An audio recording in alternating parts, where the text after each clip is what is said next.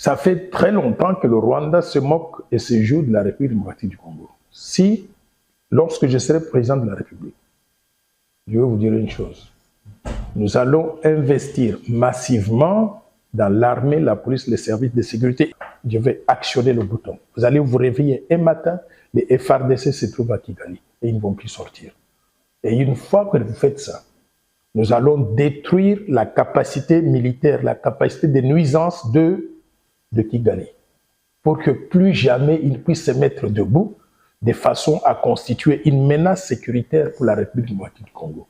D'autres pays l'ont fait. Vous avez vu ce que les États-Unis d'Amérique avaient fait avec l'Irak de Saddam Hussein, qui constituait une menace sécuritaire pour les États-Unis et pour la paix et la stabilité donc, du monde entier.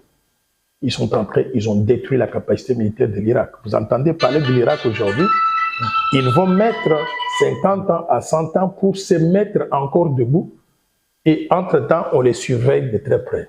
Par conséquent, le Rwanda s'est beaucoup joué de la RDC.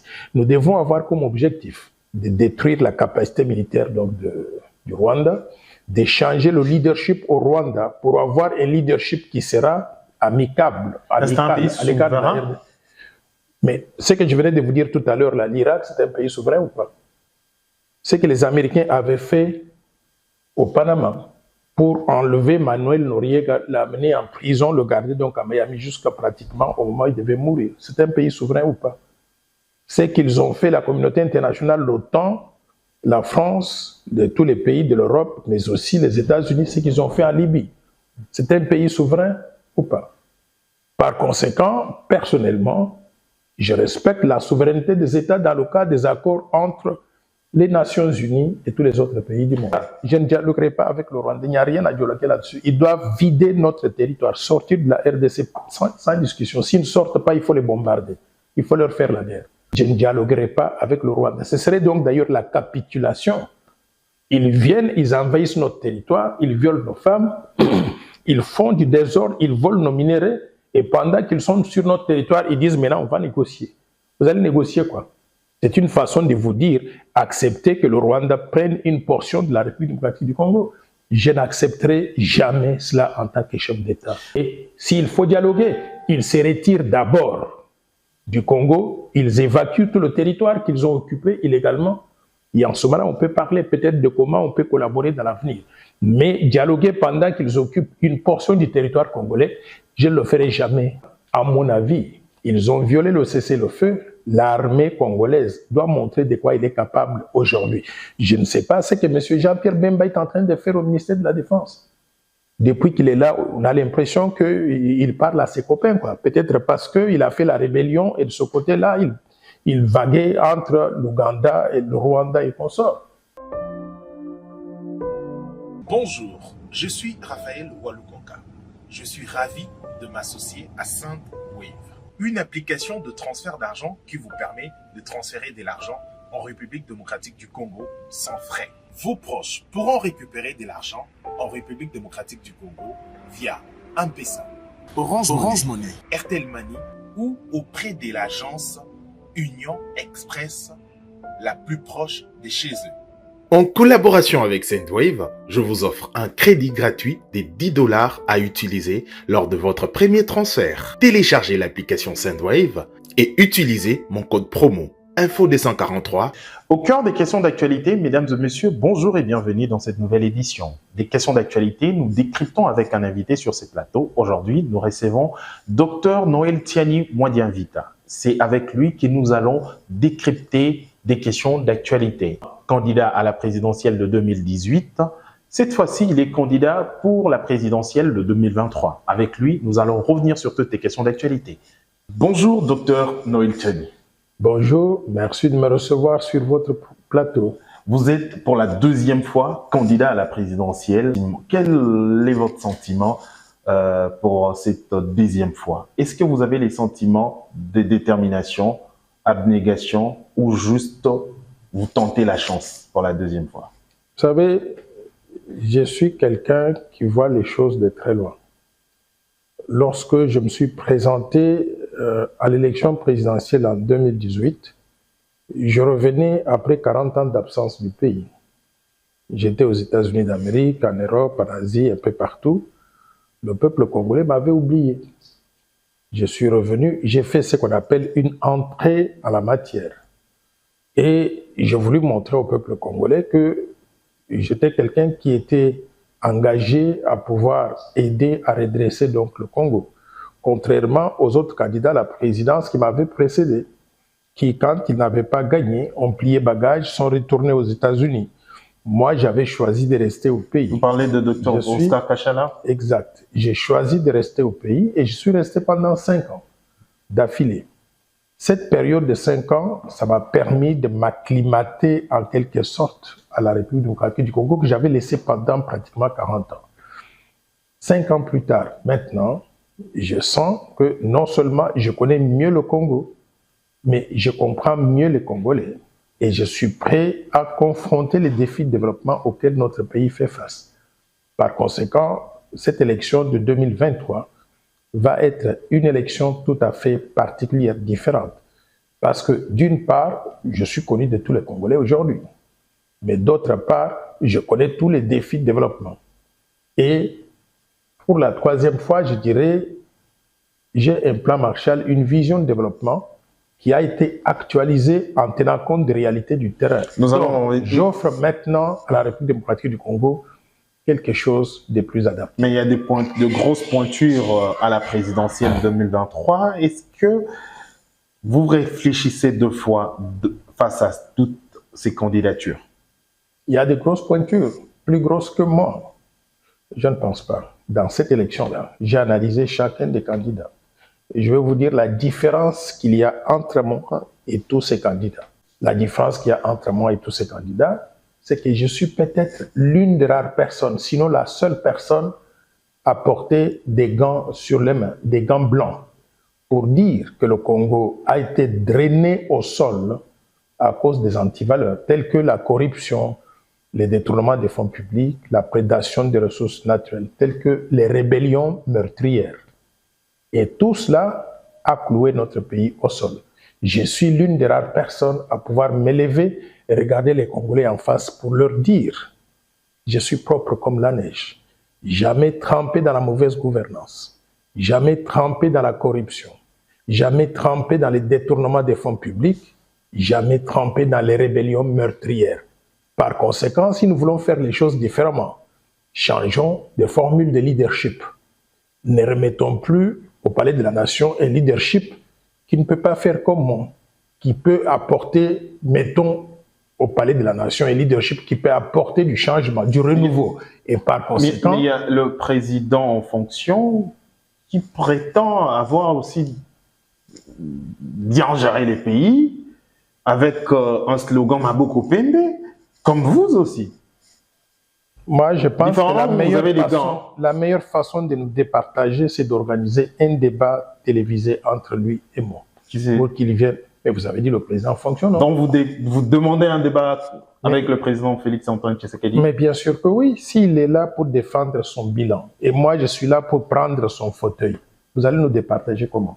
Organiser un débat, qu'il vienne défendre son bilan, et je vais lui démontrer comment moi, mon accession à la magistrature suprême pourrait constituer une évolution positive pour la République démocratique du Congo. C'est la seule façon de départager 2 candidats. Mais vous êtes au nombre de 24 au total. 24. Et pour tous ces 24, lequel de candidats vous fait réfléchir 2 fois? Je vais être très sincère avec vous.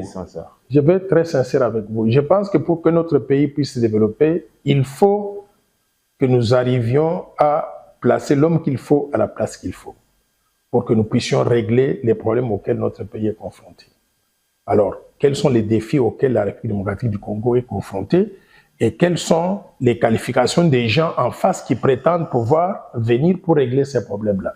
Je dirais que la République démocratique du Congo est essentiellement un pays sous-développé qui fait face à des défis de développement, des défis infrastructurels dans le domaine de l'éducation, dans le domaine de la santé, dans le domaine de la gouvernance, dans le domaine de l'utilisation des ressources humaines, l'utilisation des ressources naturelles, ainsi de suite. Des domaines budgétaires, des domaines monétaires, des domaines économiques. Alors, quels sont ces défis-là? Quelles sont les qualifications qu'il faut pour arriver à les régler? Il faut être spécialiste du développement pour arriver à régler les questions du développement de façon méthodique, ordonnée et cohérente. Quand vous regardez tous les candidats à la présidence de la République, il y a un certain docteur Noël Tchani Mwadjanvita, 40 ans d'expérience professionnelle solide en tant que banquier commercial, banquier d'investissement, banquier de développement. Quelqu'un qui a géré les processus de développement dans plusieurs pays et qui a réglé des défis de développement. Je considère que ce candidat-là, il n'y a pas deux dans cette course ici. Par conséquent, ça constitue un avantage comparatif. En plus de cela, parce que nous avons des questions, des défis de développement, des défis économiques et sociaux auxquels nous sommes confrontés. Je suis le seul docteur en sciences économiques d'une université internationalement reconnue. Pas des petits diplômes qu'on donne aux gens. Il y en a assez au Congo ici. J'ai bien dit, je suis le seul docteur en sciences économiques dans cette course à l'élection présidentielle. Parmi les candidats sortis de l'université de Paris 9 Dauphine. Mais il y a beaucoup de docteurs, hein, à la course à la présidentielle. Hein. Il ne suffit pas simplement d'être docteur. Chacun de nous est bon à quelque chose. Je ne minimise pas les autres. Alors, je vous dis simplement que les autres docteurs, là, ils sont bons à quelque chose. Si vous avez un gynécologue et que vous avez besoin d'opérer une femme qui a été violée, vous faites venir ce gynécologue-là. Notre docteur Noël Tchani ne peut pas faire son travail, là. Il n'est pas qualifié pour ça. Merci. Mais quand vous avez des défis de développement au niveau économique et social, faites appel à docteur Noël Tchani pour venir les régler. Ne faites pas venir un gynécologue parce qu'il va tuer le pays, il va tuer l'économie. Vous parlez directement de docteur Denis Mukwege. C'est quoi la différence entre Noël Tchani, docteur Noël Tchani, et docteur Denis Mukwege? Et je venais de vous dire tout à l'heure que Denis Mukwege, c'est un gynécologue. C'est un docteur en médecine, un gynécologue qui sait opérer les femmes. Docteur Noël Tchani, c'est un économiste qui sait régler les problèmes économiques, redresser l'économie. C'est ça la différence. Est-ce qu'au niveau du pays, nous avons besoin de quelqu'un pour venir régler, pour venir opérer les femmes à la tête du pays? Non. Est-ce que nous avons, au niveau du pays, besoin de quelqu'un pour pouvoir redresser l'économie et créer les conditions d'emploi, des conditions de vie meilleures pour tous les citoyens congolais? Oui. Cette deuxième catégorie de docteurs-là, ça c'est docteur Noël Tchani, dont le pays a besoin. Le pays n'a pas besoin à ce niveau-là d'un gynécologue qui doit venir opérer les femmes. Par conséquent, j'admire Dr Mukwege, je le respecte et je le prends très au sérieux. Mais ce n'est pas la personne qui a une vision de développement pour la République démocratique du Congo et qui peut régler les défis de développement auxquels ce pays est confronté. Mais les défis de la République démocratique du Congo est multidimensionnel, hein, n'est pas seulement des défis de développement, il y a également un problème de mentalité, ça va avec plusieurs secteurs. Hein. C'est tout à fait ça. C'est pour cela que je vous dis, il faut qu'on sache chacun de nous ce qu'il est capable d'apporter. Cette personne, en tant que spécialiste du développement, a conçu une vision de développement qui est multisectorielle, qui intègre toutes les exigences pour que le pays se mette debout et commence à marcher comme il se doit. Ce plan Marshall de Noël Tchani pour la reconstruction et le développement de la RDC, je voudrais vous donner donc un aperçu. Voilà le plan que j'ai conçu pour notre pays. Le plan Marshall que j'ai conçu pour notre pays. Il est avec un complément. Et ce plan-là est complété par des plans sectoriels qui sont résumés dans les livres que vous voyez ici. Chacun des livres constitue une proposition. Ce sont mes livres, tout ça. Donc, je les ai sortis, ça fait partie, tout un ensemble qui constitue le plan Marshall de Noël Tchani pour la reconstruction et le développement de la RDC. Donc, je suis préparé à gérer la RDC. Et je suis préparé à confronter le développement, les défis de développement, secteur par secteur. Une question de défi également, la SADC recommande la République démocratique à un dialogue avec le Rwanda. Quelle est votre réaction? Moi, je pense qu'à un moment donné, en tant que pays souverain, nous devons nous faire respecter. Il n'y a pas deux façons de se faire respecter que d'exercer ses prérogatives régaliennes pour maintenir la paix et la sécurité. Ça fait très longtemps que le Rwanda se moque et se joue de la République démocratique du Congo. Si, lorsque je serai président de la République, je vais vous dire une chose. Nous allons investir massivement dans l'armée, la police, les services de sécurité. Et j'ai vu que le gouvernement sortant nous a fait une démonstration d'une force militaire assez visible avec les défilés dans la rue. Je ne sais pas si on a formé ces militaires-là simplement pour faire les défilés ou bien si on les a formés pour qu'ils puissent faire la guerre. Quand moi, je suis président de la République, je vais actionner le bouton. Vous allez vous réveiller un matin, les FARDC se trouvent à Kigali et ils ne vont plus sortir. Et une fois que vous faites ça, nous allons détruire la capacité militaire, la capacité de nuisance de Kigali, pour que plus jamais ils puissent se mettre debout de façon à constituer une menace sécuritaire pour la République démocratique du Congo. D'autres pays l'ont fait. Vous avez vu ce que les États-Unis d'Amérique avaient fait avec l'Irak de Saddam Hussein, qui constituait une menace sécuritaire pour les États-Unis et pour la paix et la stabilité donc, du monde entier. Ils ont détruit la capacité militaire de l'Irak. Vous entendez parler de l'Irak aujourd'hui, ils vont mettre 50 ans à 100 ans pour se mettre encore debout et entre-temps, on les surveille de très près. Par conséquent, le Rwanda s'est beaucoup joué de la RDC. Nous devons avoir comme objectif de détruire la capacité militaire donc, du Rwanda, de changer le leadership au Rwanda pour avoir un leadership qui sera amicable à l'égard de la RDC. Mais ce que je venais de vous dire tout à l'heure, l'Irak, c'est un pays souverain ou pas?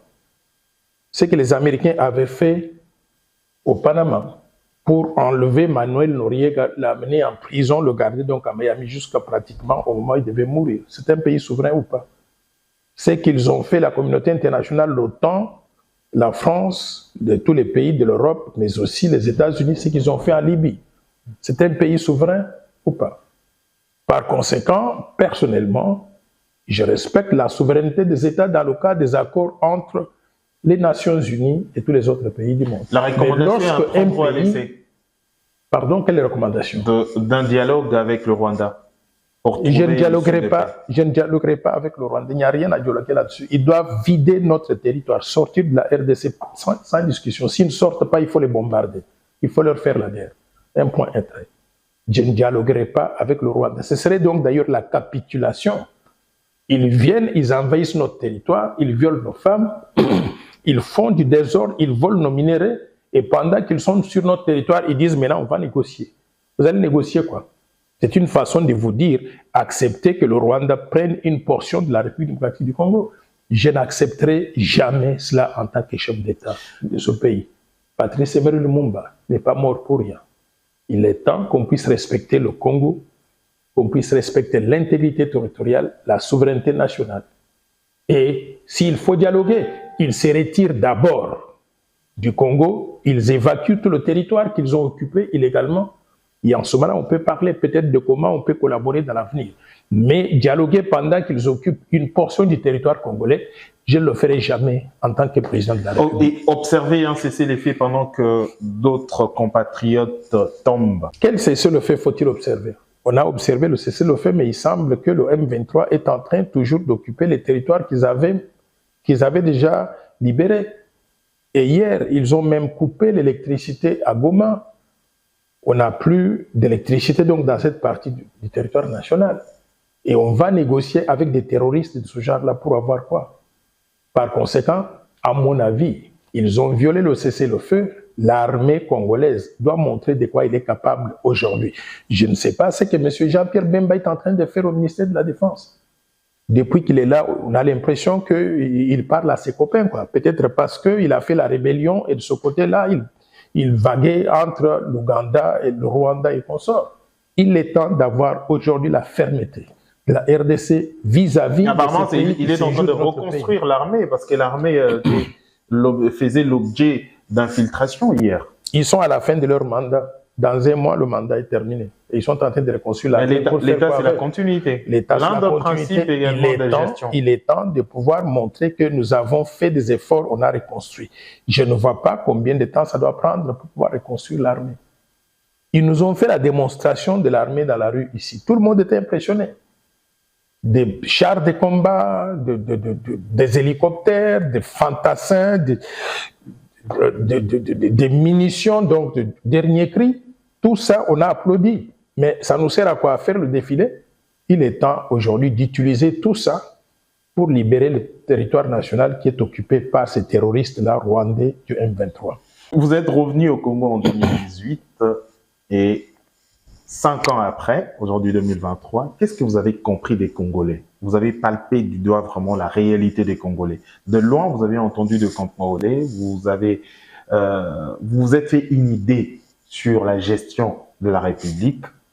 5 ans après, qu'est-ce que vous avez compris de Congolais? En fait, je n'ai fait que reconfirmer ce que je connaissais avant. Parce que moi, je suis né dans ce système. En République démocratique du Congo, j'ai grandi dans le Congo profond. J'ai étudié dans le Congo profond avant d'aller à l'étranger. Peut-être après avoir passé une quarantaine d'années, après avoir passé une quarantaine d'années à l'étranger, j'ai trouvé qu'en revenant ici, beaucoup de choses n'ont pas changé. Les mentalités se sont peut-être empirées. Le leadership manque toujours à notre pays. Les questions de gouvernance, la gouvernance continue à être très mauvaise. Les infrastructures qu'il y avait avant, qui étaient laissées par les Belges, là, ou même au moment où moi je partais à l'étranger, ces infrastructures-là se sont dégradées complètement.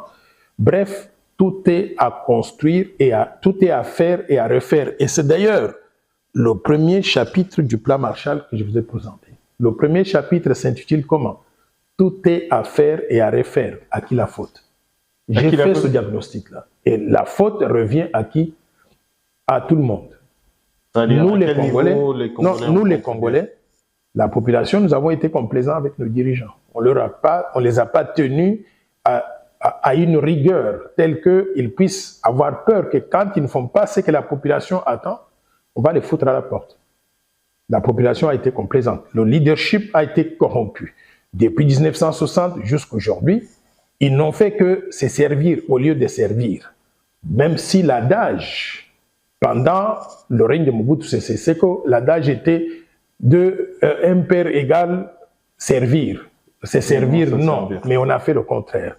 Et au-delà de cela, après Mobutu, le même système de prédation a continué. On a même officialisé le système de prédation. Les deux Kabila se sont livrés à la prédation des ressources naturelles de la RDC à tel niveau tel que nos ressources nous échappent complètement. Ce sont des familles individuelles qui se sont enrichies au détriment du peuple congolais.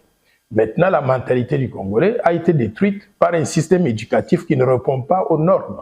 Aujourd'hui, vous trouvez des gens sortis des universités, mais quand ils vous réfléchissent, vous vous dites, mais est-ce qu'ils sont vraiment instruits? Voilà ce que j'ai compris du peuple congolais. Mais je pense que l'espoir ne doit pas être perdu. Parce que tout est possible de refaire ce système-là et de créer les conditions aujourd'hui qui puissent stimuler tout le monde pour qu'ils puissent participer dans le processus de développement afin qu'on crée des conditions d'une vie meilleure qui pourra profiter à tout le peuple congolais. Votre proposition de loi a connu une adhésion de plus d'un Congolais. À l'Assemblée nationale, jusqu'à aujourd'hui, c'est pas classé. Mais vous êtes allé très loin pour écrire. Vous avez ressenti cette douleur des rejets. C'est comme ça que vous êtes allé figer aux écrits. Bien au contraire, bien au contraire. J'ai pensé, je vous ai dit encore une fois de plus que chacun de nous est bon à quelque chose. Moi, je suis spécialiste du développement. Et il faut que les gens me jugent à travers la petite initiative que j'ai faite pour le pays et comment j'ai géré ça. J'ai commencé à concevoir la loi Tchani des pères et des mères ici, sur cette table. Après l'avoir conçue, j'ai commencé à partager avec des amis, un petit cercle d'amis. Et j'ai vu que le cercle s'élargissait. Des gens croyaient en ces idées-là. On a engagé un processus maintenant pour identifier les députés qui pouvaient endosser la loi parce que je n'étais pas endossé. J'ai interviewé près d'une quarantaine de députés. Dans ce groupe-là, j'ai identifié un député exceptionnel. Singi Pululu Servo Pichu. Et j'ai vu qu'il était incorruptible. Et il était quelqu'un sur qui je pouvais m'appuyer pour faire avancer la loi au niveau de l'Assemblée nationale. On a présenté la loi. Maintenant, l'Assemblée a dit qu'on a programmé cette loi pour débat et vote pendant cette session de septembre 2021. Mais il y a beaucoup de personnes qui ont passé beaucoup de temps à circuler de mauvaises informations sur la loi dans le public. Je me suis dit, la seule façon de combattre cette désinformation qui est planifiée, c'est d'écrire et de publier un livre qui sera à la disposition de tout le monde, qui ne sera pas trop grand, mais qui ne sera pas trop petit non plus, qui ne sera pas trop coûteux pour que tout le monde puisse s'en approprier et connaître de quoi il s'agit en ce qui concerne cette proposition de loi, qu'est-ce que nous proposons exactement, et faire une étude comparative entre la RDC et d'autres pays. Est-ce que nous sommes les seuls pays de la planète à parler de père et de mère, et d'épouse aussi? Et en faisant cette comparaison-là, j'ai montré à la face du monde, à tous nos compatriotes, que la loi que nous proposons, elle est salutaire pour le pays. Pourquoi? Parce qu'elle va protéger la souveraineté nationale, l'intégrité territoriale, elle va réaffirmer l'indépendance de la RDC et surtout, elle va mettre le Congo sur la base du développement économique et social accéléré. Alors, j'ai dit à nos compatriotes, ne pensez pas que vous êtes seuls. Regardez le Gabon tout à fait à côté ici. Le Gabon est en train de copier cette loi pour répliquer ça chez eux. La Zambie l'a déjà fait, la Tunisie l'a fait. D'autres pays en Amérique latine, en Afrique du Nord, en Asie, ont déjà adopté cette loi-là. Donc, c'est un instrument pour vendre la loi auprès du public, pour que le public ait la bonne information, qu'il ne soit plus manipulé avec des fausses informations que les étrangers qui sont dans notre pays essayent donc de véhiculer contre la loi. Donc, c'est un processus d'appropriation de la loi par la population que j'ai suivi. Par conséquent, je suis très heureux que ce processus a atteint ce niveau-là. Mais je vais vous dire une chose, la loi en question va être adoptée pendant cette session, d'ici peut-être les 2 semaines qui viennent, avant la clôture de la session. Si elle n'est pas adoptée, elle sera la priorité des priorités pendant la législature donc prochaine. Par conséquent, il n'y a rien de perdu. Vous avez parlé du principe de continuité des États. Il y aura la continuité en ce qui concerne cette loi. Mais la réaction que j'ai reçue du public montre que nous avons fait la meilleure chose pour le pays, le meilleur investissement pour notre pays en ce qui concerne la souveraineté nationale, l'intégrité territoriale et la réaffirmation. Postulé étant député national à la présidentielle, pourquoi avoir choisi des sièges? Parce que vous avez moins de chances à la présidentielle? Non, pas du tout. J'ai autant de chances à la présidentielle qu'au niveau de la députation nationale. Et je vais vous dire qu'à la présidentielle, j'ai même plus de chances qu'au niveau de la députation nationale. Pourquoi? Avant 2018, avant que je ne vienne ici, j'étais une quantité négligeable qui n'était pas connue de qui que ce soit. Essayez de mener l'enquête. Sortez d'ici. Pas simplement à Kinshasa, allez à Bunia, à Butembo, à Nganajika, à Mbandaka, à Boma, partout où je suis passé. Posez simplement la question, vous connaissez Dr Noël Tchani, et tout le monde va vous répondre de père et de mère. Et avez-vous de moyens pour battre campagne à la présidentielle? Nous avons ce que nous devons. Nous, on n'a jamais volé un centime de la République. Avez-vous les peu de moyens que nous avons, nous les obtenons donc de notre population. Par conséquent, nous ferons ce que nous devons faire dans les limites des moyens disponibles. Mais je vais vous dire une chose, pour la présidentielle, je vais vous dire une chose, je ne veux pas mentionner ce membre du gouvernement. C'est un membre du gouvernement influent qui m'a rencontré il y a 2 mois. Il m'a regardé, il m'a dit, mais vous savez quoi, vous êtes un homme très intelligent et très chanceux dans votre vie. Je demande pourquoi. Il dit, mais vous savez, votre candidature à la présidentielle, la campagne est déjà faite. Il n'y a plus rien à faire. Peut-être renouveler ou bien réanimer les gens pour qu'ils puissent se rappeler de vous. Mais la campagne, elle est faite parce que le nom de Noël Tchani aujourd'hui est connu à travers toute l'étendue du territoire national. Tout le monde, tous les foyers connaissent Noël Tchani et ils savent quand on dit Noël Tchani, ils répondent de père et de mère. C'est ça la campagne. Donc le peu de moyens que nous avons, nous allons les déployer pour rappeler aux gens que nous sommes cet individu-là capable de défendre la souveraineté nationale, l'intégrité territoriale, réaffirmer l'indépendance, mais surtout, nous jurons sur la tête de nos ancêtres la patrie ou la mort, prêts à mourir pour la République, et nous allons faire en sorte que ce Congo-là redevienne ce qu'il devait être. Ça n'est fini pour cette édition. Qu'est-ce que vous pouvez dire aux téléspectateurs qui vous suivent? Mes chers compatriotes congolais, moi, je suis très heureux d'être ici pour m'adresser à vous, étant donné que notre pays va traverser une période cruciale, la période d'élection, le 20 décembre 2023. Je suis candidat à 2 niveaux. Au niveau de la présidentielle, je suis candidat numéro 19. Et au niveau de la députation nationale, je suis candidat député national pour la Lukunga, numéro 489. Je voudrais que vous puissiez prendre connaissance de ma vision, de mon programme, surtout de mes valeurs, pour arriver à défendre notre pays, pour que nous puissions créer les conditions d'une croissance économique et sociale accélérée qui pourra profiter à tout le peuple congolais. Je n'invente pas des choses qui n'ont pas existé. Vous pouvez voir vous-même ici, j'ai plusieurs livres, mais qui résument notre vision de développement de la République démocratique du Congo. Cette vision, si nous la mettons en œuvre, elle va nous permettre de sortir le Congo du sous-développement pour en faire un pays émergent en l'espace de 15 ans. Et nous allons créer au passage des emplois et des opportunités pour tout le monde. Il n'y aura plus de chômeurs donc, à la fin de la mise en œuvre de cette période donc, du plan. Par conséquent, nous allons améliorer considérablement le niveau de vie de la population, qui va passer de 458 $ aujourd'hui de PIB à 15 000 $ au moins en l'espace de 15 ans. Par conséquent, je vous offre l'opportunité de changer l'histoire, de recommencer à nouveau, de mettre le Congo sur la voie du développement économique et social accéléré. Faisons route ensemble pour que notre pays ait une nouvelle chance. Je suis Dr Noël Tchani Mwadiamvita, de père et de mère congolais d'origine, surtout pendant cette période de campagne. Il ne faut pas que vous soyez distraits. Il ne faut pas voter pour des étrangers. Il y a des candidats étrangers, des pays étrangers. Et il y a des candidats qui sont nos frères à nous. Si vous ne voulez pas voter pour moi, votez pour un autre frère à nous, qui soit congolais. Mais il ne faut pas prendre donc des étrangers et les mettre au sommet de l'État. Pourquoi? Parce qu'ils vont mettre à mal la souveraineté nationale, l'intégrité territoriale et surtout l'indépendance chèrement conquise au prix du sang de Patrice Emery Lumumba et des autres martyrs de l'indépendance. Je vous remercie. Merci, ça n'est fini pour cette édition. Merci de l'avoir suivi. L'invité d'aujourd'hui, c'était bien Dr Noël Tchani Mwadiamvita. Merci, au revoir. Bonjour, je suis Raphaël Walukonka. Je suis ravi de m'associer à SendWave, une application de transfert d'argent qui vous permet de transférer de l'argent en République démocratique du Congo sans frais.